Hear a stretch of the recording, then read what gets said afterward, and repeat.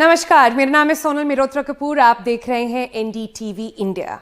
और क्या आप जानते हैं कि बिल गेट्स ने कहा कि करेंसी ऑफ द फ्यूचर जो है वो डिजिटल होने वाली है। इतने लोगों ने बात करी है, बहुत जाने माने लोगों ने ये बात करी है कि जो इंटरनेट ने इंफॉर्मेशन की हाल करी, जो एक तरह से रेवोल्यूशन आया उसके बाद, वैसा ही एक रेवोल्यूशन कैश और बैंकिंग स्ट्रक्चर में आने वाला है। ये सब संभव होगा क्योंकि एक क्रिप्टो करेंसी के नाम से बहुत बड़ा जायंट अभी है हमारे आसपास जो ये पूरा रेवोल्यूशन ला सकता है। अब ये क्रिप्टो करेंसी क्या है? क्या ये गैम्बल है कि क्या ये एक इन्वेस्टमेंट है? क्या ये गोल्ड ऑफ द फ्यूचर है या सिर्फ एक, जिसे कह सकते हैं, सोशल मीडिया बबल है, मिथ है? इसके बारे में आज हम जानकारी हासिल करेंगे। तो चलिए आपकी मास्टर क्लास शुरू करते हैं कि क्रिप्टो करेंसी आखिरकार है क्या। सबसे पहले शुरू करते हैं कि क्रिप्टो करेंसी का मतलब क्या होता है। तो क्रिप्टो का मतलब होता है, हमने इसको 2 वर्ड्स में अगर आप डिवाइड करें, क्रिप्टो का लिटरल मतलब होता है सीक्रेट, या इस कॉन्टेक्स्ट में अनोनिमस, मतलब जो अपनी पूरी आइडेंटिटी रिवील ना करे। और करेंसी तो आप जानते हैं इसका मतलब होता है मनी। क्रिप्टो करेंसी एक ऐसी करेंसी है जो किसी बैंक के द्वारा नहीं चलाई जाती, किसी देश की अथॉरिटी के द्वारा चलाई नहीं जाती। अगर आप इस पे एक्सचेंज करें, कोई चीज़ खरीदें या बेचें, तो इसमें कोई भी मिडलमैन नहीं होता है। जैसे अगर आप बैंक के थ्रू कोई इंटरनेशनल पेमेंट करते हैं तो उसमें एक कट जाता है, एक परसेंटेज होता है जो बैंक लेता है वो ट्रांजैक्शन करने के लिए, बुक कीपिंग करने के लिए। लेकिन इसमें ऐसा कुछ नहीं है। ये सब एक कोड के थ्रू चलता है जिसका नाम है ब्लॉकचेन। ब्लॉकचेन पे वापस जाएंगे, पूरी टेक्नोलॉजी पे वापस जाएंगे, उसमें कंफ्यूज मत हो जाइए। लेकिन मोटा मोटा क्रिप्टो करेंसी क्या है उस पर बढ़ते हैं, आगे बताते हैं आपको। बिटकॉइन के नाम पर लोग काफ़ी कंफ्यूज हो जाते हैं। बिटकॉइन एक क्रिप्टो करेंसी का ही एक फॉर्म है। जैसे आपका डॉलर होता है, जैसे रुपीस होते हैं, जैसे यूरो होता है, वैसे ही क्रिप्टो करेंसी में एक करेंसी है जिसका नाम है बिटकॉइन। बिटकॉइन सबसे ज़्यादा पॉपुलर करेंसी भी है। लेकिन क्या आपको पता है कितनी सारी करेंसीज होती हैं क्रिप्टो में? करीब 4000 ऐसी करेंसीज हैं बाहर क्रिप्टो नेटवर्क के अंदर।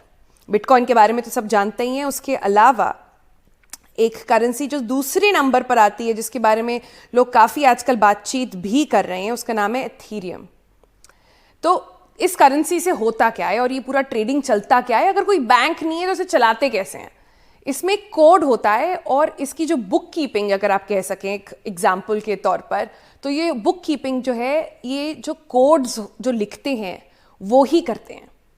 ये एक ओपन नेटवर्क है तो सबको ही देख सकते हैं। आपकी आइडेंटिटी नहीं रिवील होती, ये नहीं पता चलेगा कि सोनल मेहरोत्रा कपूर ने ये बैंक अकाउंट खोला है, लेकिन मेरा एक कोड होगा जो सबके लिए ओपन होगा। सब देख सकते हैं कि मैंने क्या ट्रांजैक्शन करा है, कैसे करा है।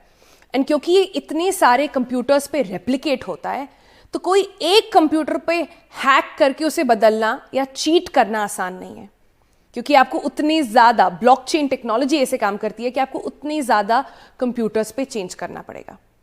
क्रिप्टो करेंसी जब पहले आया था तो ये इस कॉन्सेप्ट से आया था कि आप खरीद बेच सकेंगे चीज़ें इस करेंसी से। लेकिन अब इसका सबसे बड़ा ट्रेड हो रहा है। जैसे आप स्टॉक मार्केट में स्टॉक्स के ऊपर ट्रेड करते हैं, वैसे अलग अलग क्रिप्टो करेंसीज की वैल्यूएशंस पर, उनकी डिमांड और सप्लाई को लेकर उस पर ट्रेडिंग चल रही है। लोगों ने रातों रात बिलियनर्स बने हैं क्रिप्टो करेंसी में पैसे डाल के, रातों रात अपने सारे पैसे गंवा भी चुके हैं। मैंने रातों रात इसलिए कहा क्योंकि ये 24 घंटे चलता है पूरा नेटवर्क और 7 दिन भी चलता है।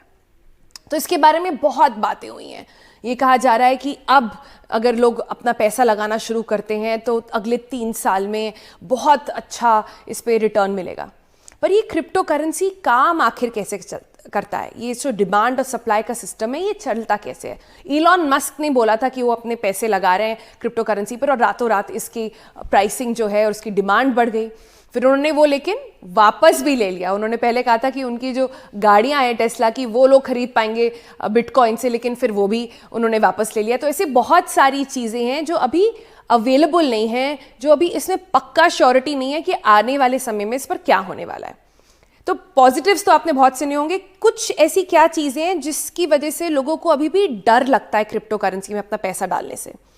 सबसे पहले कि इसकी वॉलेटिलिटी बहुत होती है। कोई बेसिस नहीं है इस बात का। जैसे आप स्टॉक मार्केट का ही हम अगर उदाहरण ले लें, आप किसी शेयर में अगर इन्वेस्ट करते हैं तो आपको पता होता है कि उस कंपनी का, उस शेयर का P&L क्या है, आगे एक्सपेंशन के प्लान्स क्या हैं, क्या कोई टेक ओवर होने वाला है या एक्सपैंड करने वाले हैं या इसके एक्सपेंसेस होने वाले हैं। तो आप उसके बेसिस पर लगाते हैं पैसा कि भाई ये कंपनी आगे वाले समय में आगे अच्छा कराने वाली है, तो इस पर दाव लगाया जा सकता है। लेकिन इसमें तो ऐसा कुछ नहीं है। लेकिन बिटकॉइंस में या क्रिप्टो करेंसीज में एक वाइट पेपर निकलता है जिसमें उसकी कुछ डीलिंग्स वगैरह लिखी होती हैं। लेकिन at the end of the day जितने ज़्यादा लोग इसमें इन्वेस्ट करेंगे, वो कहा जाता है उतनी ज़्यादा इसकी जो वॉलेटिलिटी है वो कम होगी। दूसरा जो क्रिटिसिज्म इस पर आता है कि ये एक एक्सचेंज की तरह अभी तक यूज़ नहीं हो सकता। जैसे मैंने आपको बताया कि इलॉन मस्क ने बोला था कि आप गाड़ियाँ खरीद सकते हैं, बर्गर किंग ने एक बार बोला कि आप बर्गर्स खरीद सकते हैं, लेकिन वो सब वापस ले लिया गया।